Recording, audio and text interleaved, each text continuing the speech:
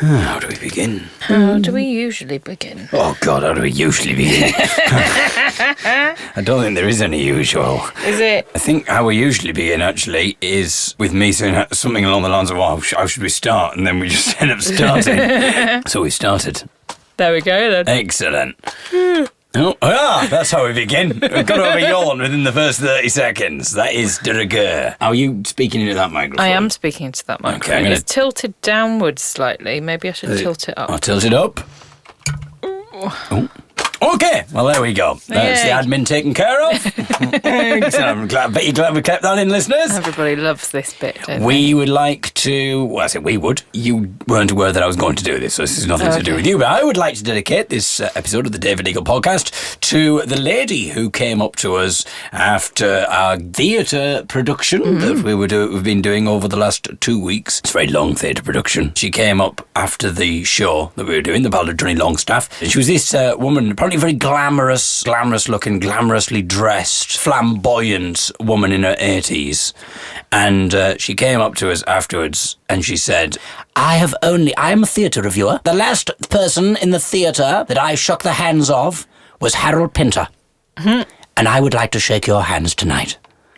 And so then she said, do you shake hands? And we thought, well, I suppose, in fairness, if the last hand she shook was Harold Pinter's, he's not had a COVID, has he? No. So he's been dead a while now. It should be fine. He'll be all right. Yeah. Quite an interesting woman there that we had a chat with. And we looked on the press list. She told us her name. And we looked on the list of reviewers. Her name wasn't on there. So I don't know whether she was just some sort of weird, mad, eccentric woman. But before we get into this episode of the David Eagle podcast, I know many of you think, well, sure you are into it, but before we fully take a dive into content land, let's have a little listen to some previously moments. That'll get us in the mood, Ellie. Don't know why I lowered my voice in that weird way where I said that'll get us in the mood. We don't want to be in the mood for that while we're doing the podcast. No, thank you. After the podcast? Well, previously on the David Eagle podcast. Lesbian sexual encounters. No. Is that not it? That was, well, if you remember, that was last week's previously. If you didn't listen to the podcast last week and now you're thinking, I want to hear more about the lesbian sexual encounters, then you'll have to listen to a previous week. But right now, this is this week's previously section. Previously on the David Eagle podcast. I think this is a testicle-free zone. I just want to fuck her. I want to go back to Hungary in 2 days. I just want to fuck her and go. So you can't use language like that in front of a bishop. We're going to keep it wild tonight. Yeah. Now, 1, 2, 3, here we go. I don't know what I'm talking about. Violence towards disabled men. Here's a bit of Phil Collins. Come on, everyone. Why are you fiddling with your crotch? I just grabbed hold of my penis and started doing it. Bring it in. Why can't you leave it alone? What? Why did you puss it down? Now it's time for the podcast that makes listener Fiona go. It's the David Eagle podcast. With me, David Eagle. And me, Ellie Skinner. We're back. I always feel like the energy really increases after we play the previously section because you've got the music going on over the top. It really gets me going. I've removed quite a few layers, haven't I, Ellie? Well, what's coming up? Well, what's coming up indeed. You can see now that I've taken a few layers off. Anyway, well, we got the regular features. We've got cassette roulette, where Ellie will be putting a hand in my box and she will be pulling out a cassette. And whatever is... Oh, that's the cassette she's pulled out. She's already done it. She did it earlier today so that we can find out what is on the cassette. Whatever is on that cassette, we shall play. I recorded all sorts of things when I was a child up until my teenage years. Last time on Cassette Roulette, it was some rather odd clips from a talk show, a local talk show in 1996. If my mate Ruben was here, he'd spank you with a spatula. That was my favourite quote. And a woman with some very poor sexual health advice. But what will be on this week's Cassette Roulette? Well, we'll find out in a matter of minutes. Things are really getting dramatic in Herbal Tea of the Week. It's our penultimate Herbal Tea of the Week in our cold brew series. It's tea number 9 so far. Tea Pigs, who came last in the hot tea series. But when it comes to cold brew, Tea Pigs are reigning supreme currently and have been now for 5 weeks, I believe, with their mint chocolate chip tea. But can there be, I was going to say a storm in a teacup. But that doesn't, I suppose that sort of works, doesn't it? Yeah, because it would be a different meaning in this context. Yeah. But can there be a storm in the teacup in so much as there will be an upset, maybe? We don't want an upset teacup, obviously, because we want to be able to drink the contents of the cup. And there's a lot of electrical equipment in here. Exactly. We're going to give the tea a smell. We're going to give it a taste and see if we can get a new champion on the penultimate week. And then, Ellie, we've got something very special up our sleeves for the final week of Herbal Tea of the Week, and I think it's gonna ruffle a few feathers. I was just thinking of saying the words ruffle a few feathers. All right. Well, feel free, Ellie. Don't let me stop you. Might ruffle a few feathers. Exactly. Might cause a bit of an upset. Who knows? It's not hot chocolate, though. No. No. It's not hot chocolate. We've learned don't our worry. lesson. Although it would be interesting. Maybe. I'm not cold brewing the hot Why? chocolate. Why? Because I didn't like it the first time. Yeah, but you might like it cold. One thing we've discovered... No, because you didn't... Since the cold brew of our current reigning champion, the Tea Pig's Mint Chocolate Chip, you have tried it hot and you did not like it hot. Didn't like it hot. Some like it hot, some like it cold. Ellie didn't like it hot. No. I've not tasted it hot yet, so I can't tell. In fact, that's what we're going to do in the final week. I'm going to try it hot as a sort of additional bonus. Yeah. But I think as another additional bonus, Ellie, we should try the hot chocolate tea cold and see how it goes. What? Yeah. But it might not be so claggy. It might not be as claggy. So it's going to be an absolute... We're teasing ahead to what's coming up on the following week's podcast. So far, it's been what's happened on previous podcasts and what's coming up on next week's podcast. Ellie Skinner has a contribution for Spammer Time. Ellie's received something in a junk box.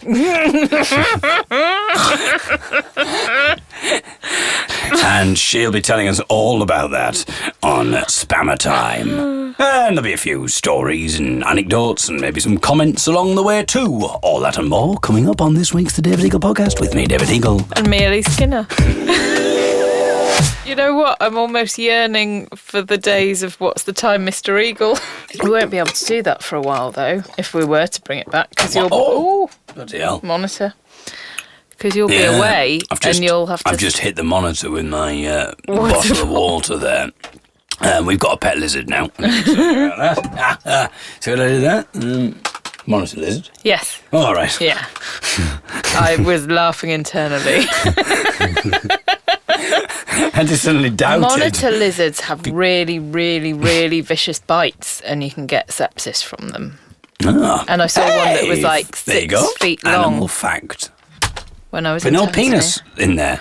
Well, I didn't you spot... certainly get bitten. I didn't spot the monitor lizard penis, but it might have been a lady one. I more meant that normally we do animal penis facts. Yeah, that's true. That time it was just an animal fact. So we're getting more highbrow. Let's see if we can find... Let's see if we can find... monitor lizard. Monitor lizard, or just lizards will do. Any lizard penis facts that we can have before we get on? There's a little snippet from an article. Oh, they've only got a little snippet, have they? Well, it's saying the penises were being sold as Hatha Jodi or a pair of palms because a monitor lizard's penis, when dried, resembles two clasped palms. These lizards, like certain other squamates, have two penises that are held inverted within the body and are extended only during an erection. As if we've got back onto animal penises and we found one accidentally that has got two penises, which means it's called a hemipenes. Oh. Somebody's also Googled, can a monitor lizard love you? Well, it's got two penises, but I'm not sure love is the right word for it. Dear, I dread to think why someone's messaged. Dear. Started out as just a cheap thrill. You know, I got two penises, why not? I mean... No, I want so much more. I want love. I don't know if you've Googled weird things before and then you just look at the go down a rabbit questions. Hole. Well... Yeah, so... Yeah, I'm not interested in rabbits anymore, though. I've moved on to lizards. Well, the other questions that come up related to this are, is monitor lizard... I'm feeling lucky. Well, yes, because you've been down the rabbit hole. Is monitor lizard harmful to humans? Do orcas depends what you're doing with it. Is that the same bloke? Do orcas have 2 peni? Do male kangaroos have 2 peni? At first I was going to say it's quite... At least these people are using the word peni rather than penises. But actually I don't think it's the right... Because then you think, oh, maybe there's a bit more sophistication in there. But actually, I don't think that's right because you wouldn't... It's not 2 peni. It should be 2 penises, shouldn't it? Is the plural... Anyway. Well, obviously, I'm People now are saying Googling peni. what's the plural of penis. Penises. Yeah, I thought that. So people are just trying to be... I was going to say cocky, but people are trying to be more clever... More clever? Is that right? Oh, God. Well, then... Is that the right use of this? More clever? You can say both more clever. No, you can say more... I mean, you can say more clever or cleverer. Yeah. I think both are correct. Okay. But you want to Google that as well. Anyway, all that... This is not where I thought this was going to go today. Because I hit the monitor with a water bottle. And that's about 3 minutes on lizard penises. God. Right then. Yeah. Where to now? God, who knows? I think we got quite a good selection of sound bites there from the previously section at some point. And if we ever make T-shirts as well, with slogans on. We've got some good slogans there. You can use more clever or cleverer as a comparative of clever. Yes. You can use most clever or cleverest as the superlative. There you go. Well, I think we've rescued that and brought it back into highbrow territory a little bit there with superlative talk. Yeah. Some superlative effort on my part there. Well done to you. But let's not get onto my part. Otherwise, we'll be back onto that subject again. Okay. Eagle penis. We haven't done... Yeah, that's one thing we haven't done yet. Well, maybe next week is a treat. I was going to say you haven't done eagle penis. It's a purely platonic. Right, this is silly. It is. And that's one thing we don't do on the podcast. No, I've been very serious in the main because I've been doing the Ballad of Johnny Longstaff, our theatre production about an anti-fascist hero from Teesside, fought in the Spanish Civil War against Franco's fascists and all sorts of things. So you might not think that when you hear this podcast. That's what I've been doing. I mean, I doubt the lady who wanted to shake our hands and had only shaken the hand of Harold Pinter before because the theatre production was that good. I don't think she's listening to this. I think she might have changed her mind. But I might be wrong. Well, talking to the Ballad of Johnny Longstaff, actually, Helen, yesterday's production was very interesting. Yeah. Because we had Phil and his guide dog, who we've mentioned before on the podcast, Elton. Yeah. It was Elton's first gig, or Elton's first trip out to theatre or anything like that. He had bells on. Not Phil. Phil didn't have bells on. He's become a Morris dancer. Elton had bells on. And because Elton's never been to a gig before, he was on the front row, of course, as well, because there's more space for him to lie. Yeah. Which I was a little bit worried about, because there's a bit in the show where I jump off the stage with my accordion. And I was thinking, it's a bit dark. I can't necessarily see where the dog is. And the dog is a black Labrador. So it would camouflage in with the floor. Blends in with the floor. I was really worried that I was going to jump on the dog. But before I could even think about that, the dog was already making his own musical accompaniment to everything that was going on. Because he's not been to a gig before, he would be moving around quite a bit, and then Phil was trying to get him back. Not like running around or anything like that, but just the slightest move just made the bells go. If it had taken the bells off, you wouldn't be able to really probably tell that the dog was moving. No. But, I mean, the first half doesn't get as dark and serious as the first half does. But even so, when Johnny's talking about why he's made the decision to fight fascism and talking about going on hunger marches, and all you can hear is the little bells going off now and again. And then the song comes. It's the first one where there's instruments in. There's an accordion, Jack's playing the bouzouki. I'm looking in the corner of my eye. The trouble is as well, I can only see out of my left eye, and I'm pretty sure the dog is either in front of me or to my right. And I know he's lying down on the front. And now I also know that he's a little bit fidgety, the dog. And I know that he's trying to get forward near the stage, and Phil's trying to pull him back. And I'm singing, and I can't hear where the dog is because everything's too loud now because we've started playing the instruments. And the jump is getting closer. And I thought, I can't not do the jump because the lighting is going to go on and it's going to focus on the floor where I'm meant to have jumped. Yeah. So I've got to jump. I'm thinking, this could be terrible. So I think, well, I know where the dog roughly is meant to be, so I'll just jump to the left a little bit. But I'm also a little bit worried because I'm thinking to the left is like a... There's like a flag piece. Yeah, there's a banner, so if I jump onto that, then I could pull the whole set down. So now it's a toss-up between stage set, collapse and potential dog death. There's John Peel, Herbal Tea, there's now in session, potential dog death. So I take a jump to the left, and fortunately I jump onto the floor and I think, I've got away with this, it's absolutely fine. And I had got away with it, it was fine. But then as soon as I jumped, the dog began to bark. And in fairness to Elton, it's the first experience of this, and a man has just jumped towards him with this instrument that he's never seen in his life. I mean, I say that, I make it sound like, if it was a guitar, he'd be like, I've seen that before. Fair enough, I know what that is. I've not seen this diatonic instrument before. Well, no, the squeezes. The dog begins to bark. And in fairness again to Elton, he didn't bark lots. It was maybe like 2 or 3 barks. But then I think that maybe made Elton a little bit more restless as the thing went on, and his bells began to jangle more and more. So then we got off stage after the first half, and Sean had to go round. So we've never done this before, but Sean had to actually go back out into the audience during the interval and suggest to Phil that he might want to take his bells off. And he did, and everything was essentially fine after that, although Elton was a little bit quite restless, and he did start to whimper during a bit. It was a brilliant bit where he did whisper. I could hear him whispering. He was trying to put me off. You're rubbish. I'm not convinced by this portrayal, David. This is nothing like Harold Pinter. I wouldn't shake your hand. But then the trouble is, right at the end, there's a bit where I have to be in the right key because there's a bit of singing from Johnny. That's a recorded thing on tape. So it has to be in the right key, otherwise it just doesn't match up. And the dog began to whimper.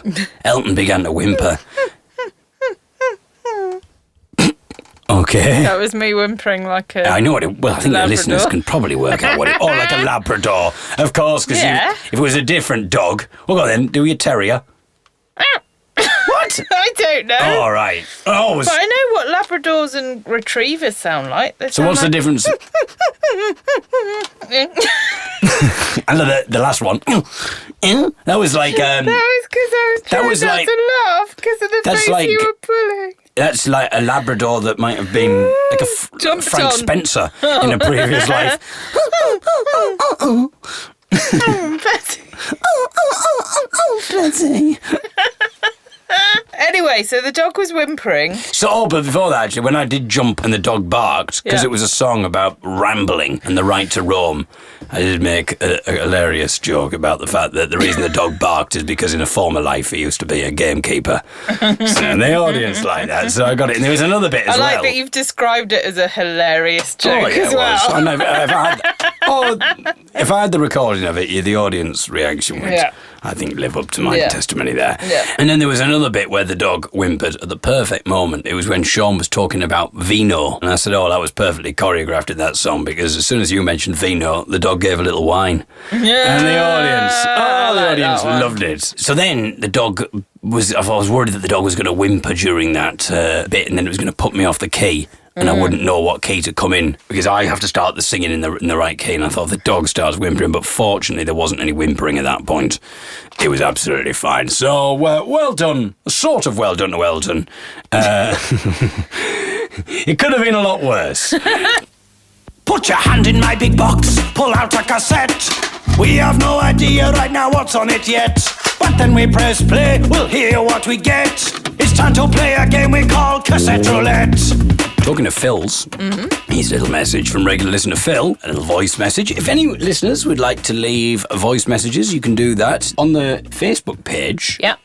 You can obviously message the David Eagle Facebook page, and you can leave a little audio message, as Amore has done, as Phil has done numerous times. And so we have a voice message from Phil, and it's all about last week's Cassette Roulette, or it's inspired by last week's Cassette Roulette, which was where we played various clips from talk shows. And he tells us a little story about when he was at university, one of his fellow students would regularly ring up a talk show. Ooh. She was a regular caller. She was in her early 20s, but she used to do an old woman character, and she used to act as if she had a husband and talk about the different arguments they were supposed to have had and disagreements they were supposed to have had and various different adventures she's supposed to have had out. Anyway, at the end of the year, they did a Caller of the Year award, the people that the Sun got to vote for, and she won. So obviously she was like really unsure what to do. So I'm going to turn up in my early 20s and I expect this old lady. So she had to actually convince her grandma to go and collect the award on her behalf.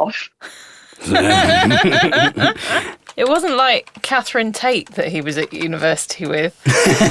She was just developing Nan. Peter Cook used to do a similar thing. Yeah. Ring talk shows. I think when he retired, essentially. Yeah. He would just ring up. Nowadays he'd do a podcast or something, but I suppose that wasn't around then, obviously. No. So he instead would just ring up talk shows, and people didn't know it was Peter Cook, but he would just amuse himself by being these different outlandish characters.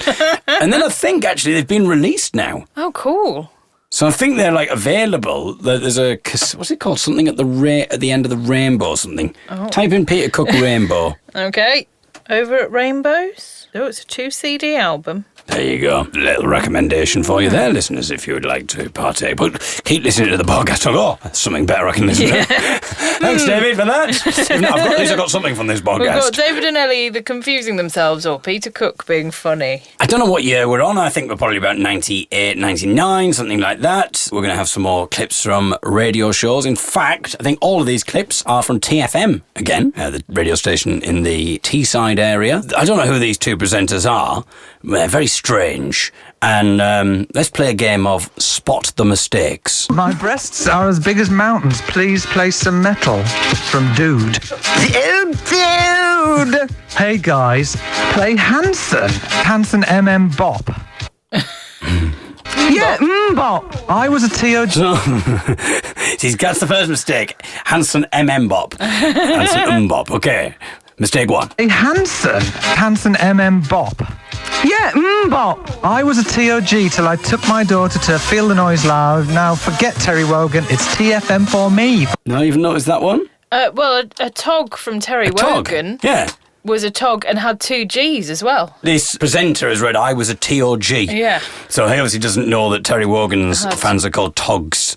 So Terry's old gals and geezers. Way ho spells yo-yo. Ha ha, weather's pants.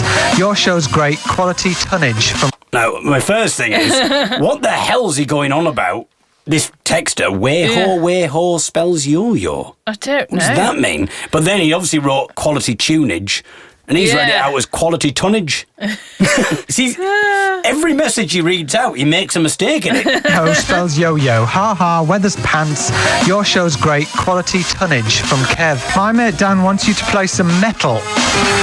Please do. He's getting frisky in the back of my car. No, I'll tell you what we're going to play. More Than a Woman, a Liar. It's a Leah. Oh, God. No, I'll tell you what we're going to play. More Than a Woman, a Liar. When You Look at Me, Christina Milian. Now, I do like that track. Christina Milian.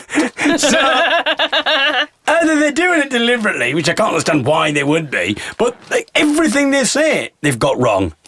Not to mention their mic technique with everything. They haven't got a pop shield on their mic. Neither have I. Well, no, but you're doing fine. Listen play hand quality tonnage from Kev. That quality tonnage from Kev is all... Oh, what was going on TFM later that night? So, is Outrage going to be number 1? Well, we continue counting them down next to find out that new number 1 on the Club TFM 10. So, did he forget how to speak in the middle of that? Because there were some weird pauses. Yes, but then did you also notice how he completely ruined the element of jeopardy? So is Outrage going to be number 1? Well, we continue counting them down next to find out that new number 1 on the Club TFM 10. And it turns out, though, that their adverts don't make any sense either. I mean, listen to this one. Flying from Manchester, go the easy way by train.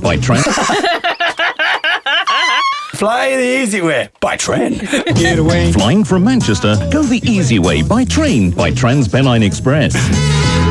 No motorway hassles, no traffic jams, and no car park fees. Friendly, fast and frequent, comfortable and convenient. When you've got to fly, get there the easy way by TransPennine Express. To get away.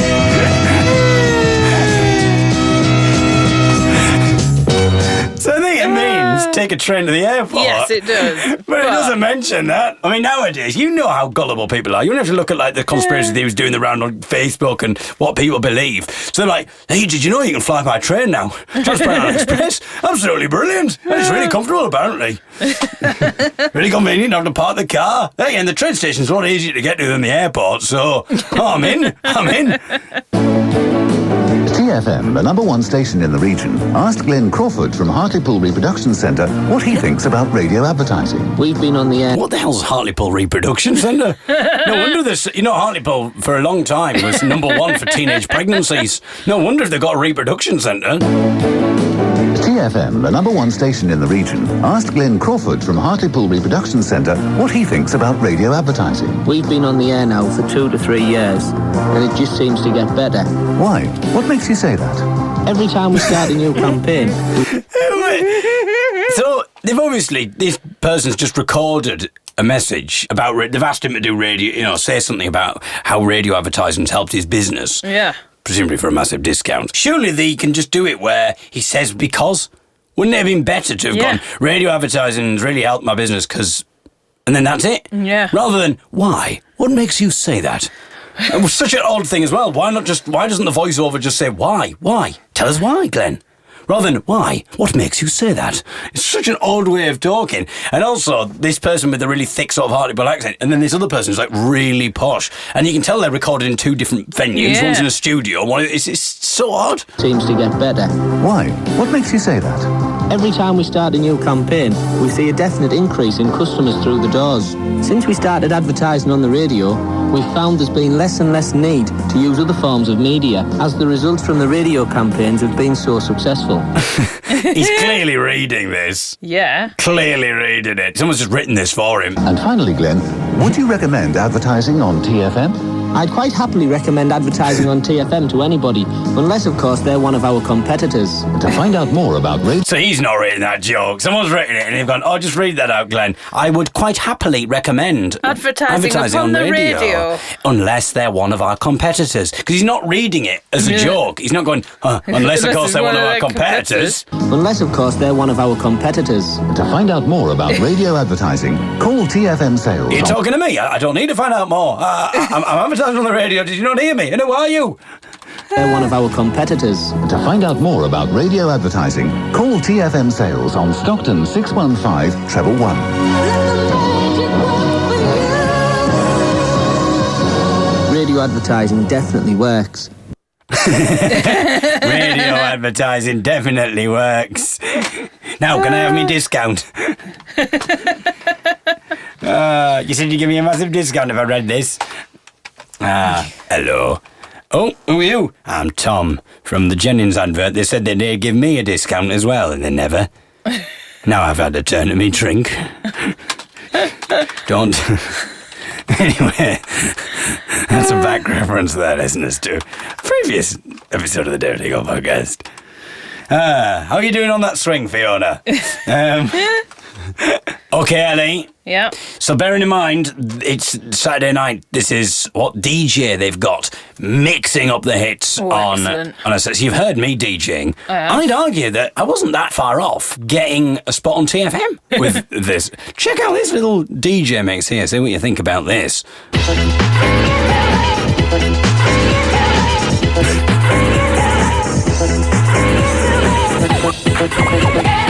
I wish you could see my expression, David.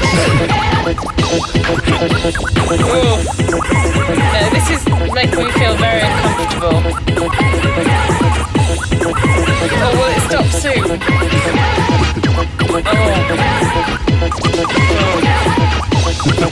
Oh. actually giving me freaking shivers. I don't like it. It's crazy. I love the funny thing. Bit of scratching over the top of this. It's working so well. This will Got help. that loop working. Do a bit of scratching. Just arrhythmic scratching over the top. I'll tell you what would improve it though, Ellie. Yeah. Wind your posse, wind your posse, wind your posse down. Pulse the leg down, pulse the leg down. That's what it needs. Ah, dear. Oh, that's horrible. Hartlepool Marine. The Alzheimer's Residential Centres. Teesside. Hang on. Is the Alzheimer's Residential Centre in Hartlepool Marina? Because that doesn't seem very safe for people who are potentially wandering off. I think this isn't an advert about how brilliant Teesside is. Okay. Oh, no, the Teesside Development Corporation, who are putting a load of money into Teesside, and these are the things that they've funded. Okay, well, it is a good But thing to have an Alzheimer's it centre, is. but I wouldn't put it in a marina. What I find a little bit glib about this, and you'd have thought someone would have suggested this, maybe don't say the Alzheimer's Residential Centre with such, aplomb. Right. She says it like it's absolute. The Alzheimer's Residential Centre. Hartlepool Marine. The Alzheimer's Residential Centres. Teesside Park. Halls of residence for students at the University College Stockton. These are just a few of the many projects created by the Teesside Development Corporation. The future of Teesside is happening now. There we are. That's very loud music over there. You can't really hear what they're saying that much either. Poor mixing. Maybe it was that guy from the radio who mixed it. Next time there'll just be a little... Over the top. Leave that chicken alone, mate. Spammer time. So, Ellie, Yeah, you've got something for me. yeah. Okay. I'm just going to open it up. Ah, dear. Why? What makes you say that? Oh, yeah. Okay. So I mainly picked this one. I mean, there's not a lot of variety between a lot of the spam emails you get, but I just really... Oh, well, that's great for our feature. Why? What makes you say that? But I just liked it because I liked the name of the person emailing. Okay, which doesn't say a lot for this message, because I know the name. It's the one thing you told me, and I don't think the name of the person is particularly that funny or interesting. So, Okay. say the name of the person? Wayne Hamrock. Why do you think that's a good name? I don't know, I just like Wayne Hamrock. So that essentially, that's the best part of... Well, I haven't read the whole thing. Oh, God. fully. Right. Well, because Well, this I was could be about terrible. to read it, and then you were like, stop reading. Yeah, stop reading to me. Oh, yeah. Reading... Hang on. So you've literally seen something that's from Wayne. You've not read it. No. I said stop reading. I meant stop reading it to me. So it's a little bit of a surprise to the podcast so that we can rely on my spontaneity and my wit and ingenuity to come in. Not for you not to read it. No, I feel that Wayne Hamrock would not lead us astray. Okay.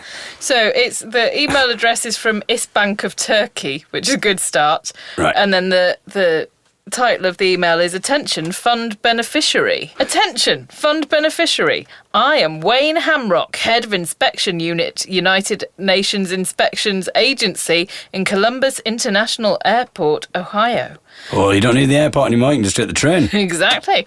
During our investigation, I discovered Anne. That's the kind of spontaneity and ingenuity we were talking about there, isn't it? You see? It was really worth it, wasn't it? During our investigation, I discovered Anne abandoned shipment. What did you... Oh, is it Anne capitalised? Yeah. Or maybe it's someone's name. Poor Anne. Abandoned. I've discovered Anne abandoned. Where's Anne been abandoned? Anne abandoned shipment through a diplomat from United Kingdom, which was transferred to Columbus Airport. Okay, so we're assuming that Anne is a person because it's capitalised. So Anne abandoned shipment. Sounds very reckless of her. Okay. To our facility here in Ohio, and when scanned, it revealed... Is when someone's name as well? That's a Welsh name, isn't it? Is that capitalised? No. Okay. Just gotta make but sure it was of these weird things. because the new sentence starts with to our facility here in Ohio. And when scanned, it revealed an undisclosed sum of money in 2 metal trunk boxes weighing approximately 110 not kilometres. kilograms each. The consignment was abandoned because the content was not properly declared by the consignee as money. Rather, it was declared as a personal effect, classified document to either avoid diversion by shipping agent or confiscation by the relevant authorities. I mean, that is a sentence there, isn't it? I mean, that's a very long sentence. That may be our long... We should have an award for longest... We should do longest sentence award. So what we'll do is we'll go back through the previous spams and we'll start doing longest sentence award. And should we do it as word count?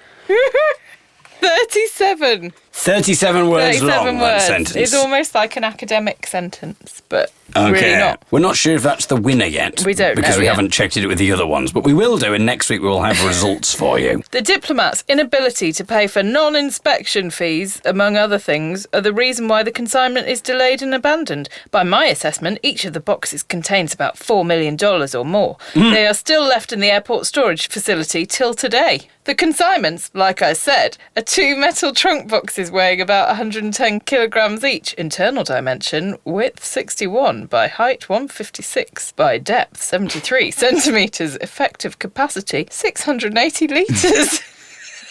Why do we need to know this? Like, literally, what we need to know is... Like I said. Firstly, what has that got to do with with us? What's any of this got to do with us? He's not got to this point yet. And the second thing is, $4 million. That's the headline. We think it's got I'm pretty sure it's got at least $4 million in there. I don't need to know the width, the height, what the internal dimensions are like, what he had for breakfast. Just $4 million. And what's this got to do with me? And they are still, till this day, at the airport storage So they're not facility. anymore. The details of the consignment included your name and email on the official document from United Nations office in London, where the shipment was tagged as personal effects / classified document is still available with us. How? Who's going to fall for this? It's like, oh yeah. I've forgotten about that $4 million that I shipped from the United Nations in London to Columbus, Ohio. Let me just check the dimensions again. Yeah. What does he say? Oh, that doesn't sound like my package. I think something's gone wrong there. Mine's 60, not 61. Yeah. As it stands now... Oh, God, he's not going to go how big it is when it's as it stands. Now, you have to reconfirm your full name, phone number, full address, so I can cross-check and see if it corresponds with the one on the official documents. Person to contact, Wayne Hamrock. Email waynehamrock009@gmail.com. I'm ready to assist you in any way I can for you to get back this packages, provided you will also give me something out of it. Financial gratification, in brackets. You can either come in person or you can... So hang on, this clearly is not an official thing now. No. He's gone rogue. Yes. I need all the guarantee that I can get from you before I get involved in this project. Sincerely, Mr. Wayne Hamrock, Head Officer in Charge, Administer Service Inspection Unit. Wayne Hamrock there. Wayne Hamrock. He does sound like an American disc jockey. Yeah. You know. One that'd do all the... I was thinking. Yes, right. Wayne Hamrock here, mixing up the music right on Seattle's favorite radio station. Wind your pussy, wind your pussy, wind your pussy down. With me, Wayne Hamrock, Boss Liquor. And now, it's time for Herbal Tea of the Week. Herbal Tea of the Week. Oh, God, no. That's what they'd say. They would. It's Wayne Hamrock, Herbal Tea of the Week. Some folks like plain tea, others like tea herbally, but this is the feature that reviews Herbal Tea verbally. We'll give it a smell, we'll give it a drink, and then we will tell you what we think. Tea is the subject on which we will speak in our exciting feature, Herbal Tea of the Week. Okay, so this is our penultimate Herbal Tea of the Week. We're into our 9th tea now, and as we say, our winner is Tea Pigs, who lost last time. They were bottom when it came to the hot tea series, but when it comes to cold brew, they're winning with their mint chocolate chip reveal. It is a birdhouse tea. It's Breathe Easy, which is a eucalyptus and mint blend. Ooh. So the description A fresh cup of clarity to help relax and soothe you on days when you're feeling a little bit under the weather. Sit back, relax and breathe easy. Listeners will attest that's not today. Certainly not under the weather. No. On top form. Yeah. Firing on all of your cylinders. I've only got the one cylinder. I'm not like a lizard. Okay. Ingredients are eucalyptus, peppermint, fennel and licorice. And it says enjoy hot or iced. And we are enjoying iced, of course, because it is the cold brew special.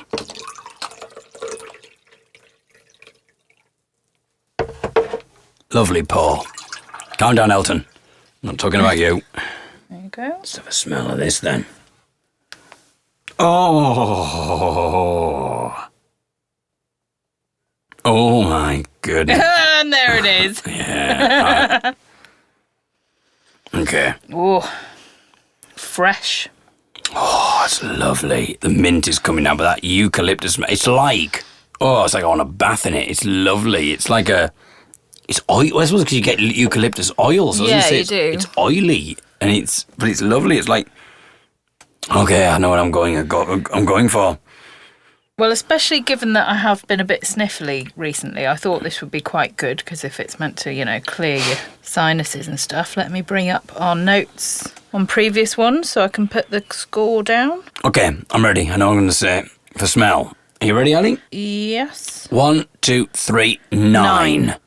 Yeah, Ooh. 9 for us both there. I feel it would get a 10 if it was more intense, but it's kind of... There's still a subtlety there about it, which I like. Yeah, it's probably from the coldness, isn't it? Yeah, if it was hot, then I imagine this would really give off a lot, and it would probably get the 10, but I don't know, but it's a lovely smell, though. Subtle, but lovely, and it's 9 for us both, giving it 18 for smell. Does that give it the highest for smell? It matches last week's Mirabelle Samovar. Yeah. Let's have a taste then, Ali. Mm-hmm.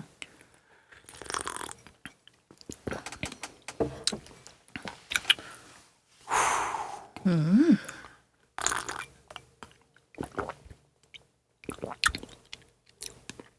Oh, goodness, what am I saying? Oh! There is a lightness to it. It'd be fascinating if we just played all of the times we talked about what things tasted like. Because I'm sure we always say there's a lightness. Refreshing, yeah. Yeah, but sometimes you can get like a minty tea and it can feel quite... overpowering, maybe. Yeah, and a bit heavy and... Oh, it's very light. I can tell that... I think the fennel seeds have come out really well because it reminds me of... I make a fennel and honey cake and it's got that to it. It's sweet, but it's not too sweet. It's not sweet in an acrid way. Yes, please. It's so refreshing.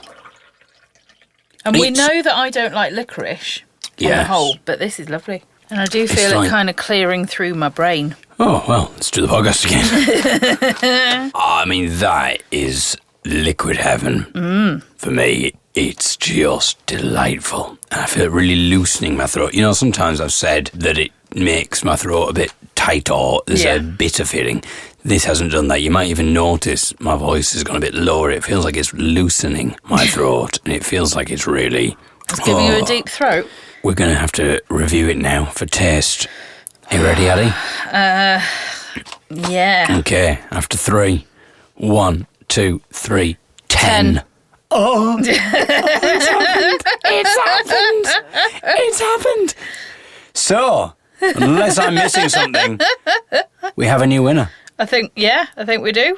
And rightly so. Deserved. I'm not backtracking on that. I don't think that's unjust. Mint chocolate chip, bloody lovely. But that, and the thing is as well, I think it's, in some ways, I think like a mint chocolate chip thing, although obviously it didn't do too well the Crown Caramel one before, but I think it can have a bit of an advantage because if you kind of get the chocolatey taste right, then that does something to the brain, doesn't it? And your taste buds, and it goes, oh, it's chocolatey, oh, it's lovely. And in some ways there, you could say it's got an unfair advantage. So I think for this to pull ahead is absolutely brilliant, but it's completely different to the chocolate one. That is just so smooth and fresh and light and delightful.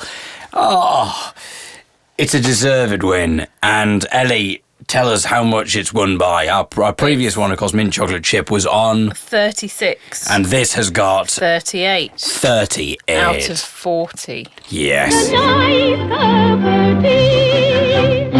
Too right it is, Binny. Bloody lovely cup of tea, more like. You want to do another version?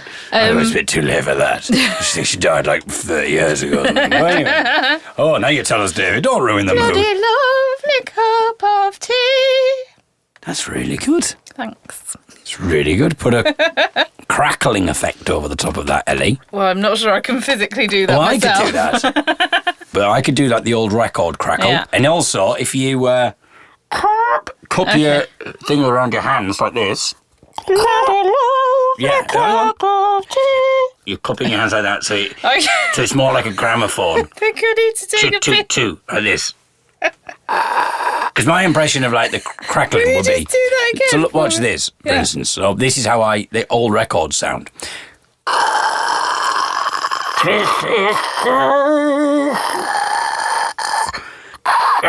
That's all like it. I'm cupping my hands now. Yeah. So if I did, for instance, the song, I don't know if you've heard, so there's an old song by Billy Williams, I think it is, and it goes like this. When father painted the parlour, you couldn't see half a piece. Dabbing it here, dabbing it there, there were paste and paper everywhere. Kids were stuck to the ceiling, mothers stuck to the floor. Have you ever seen such a blooming family so stuck up before? And the trumpets.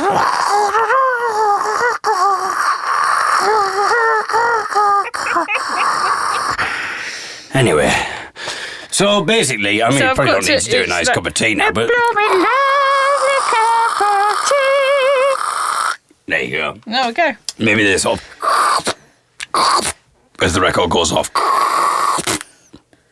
Well.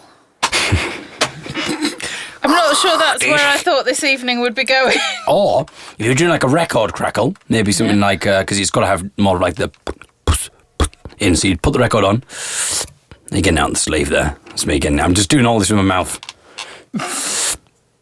I put the record on.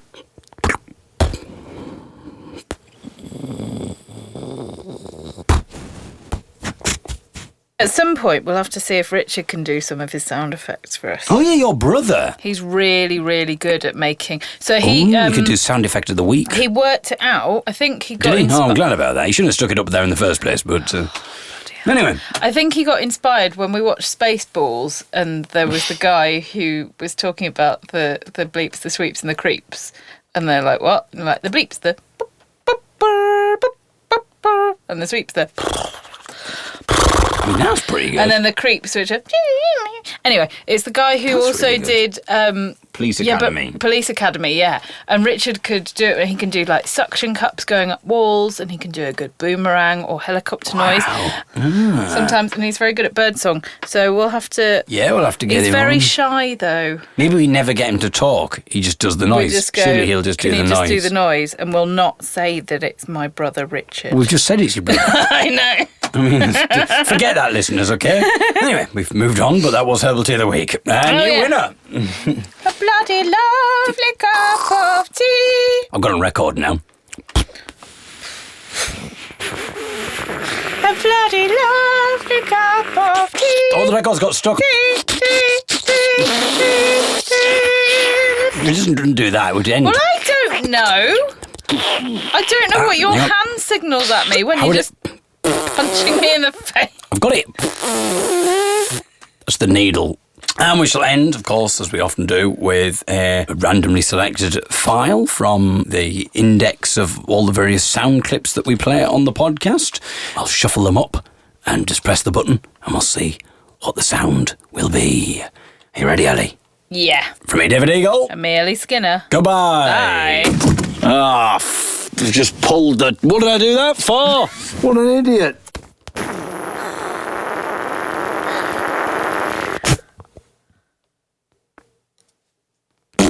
You're bloody weird.